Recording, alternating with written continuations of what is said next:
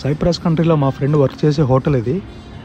మా friend salary వచ్చేసరికి 900 euros నుంచి 1500 యూరోస్ వరకు ఉంటుందని చెప్పాడు. 1500 యూరోస్ కన్నా ఎక్కువ కూడా ఉంటుంది కొన్ని హోటల్స్లో శాలరీ వచ్చేసరికి.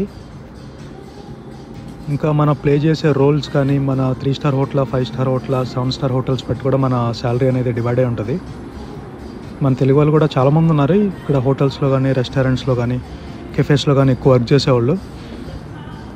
ఎవరైనా ఈ కంట్రీకి రావాలనుకుంటే వస్తే వర్క్ పర్మిట్ ద్వారా వచ్చి వర్క్ చేసుకోవచ్చు.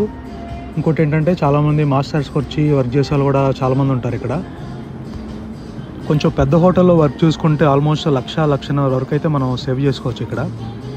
లేకపోతే చిన్న చిన్న రెస్టారెంట్స్లో కానీ, కెఫేస్లో కానీ వీటిలో కొంచెం శాలరీ వచ్చేసరికి తక్కువ ఉంటుంది.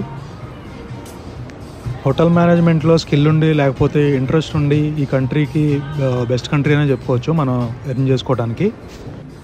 సైప్రస్ అనేది ఐలాండ్ టూరిస్ట్ కంట్రీ కాబట్టి హోటల్కి డిమాండ్ బాగుంటుంది. ఎందుకంటే ఇయర్ మొత్తం టూరిస్టులు ఎక్కువ వస్తూనే ఉంటారు. హోటల్ చెక్-ఇన్ అవుతూ ఉంటారు, చెక్అవుట్ అవుతూనే ఉంటారు.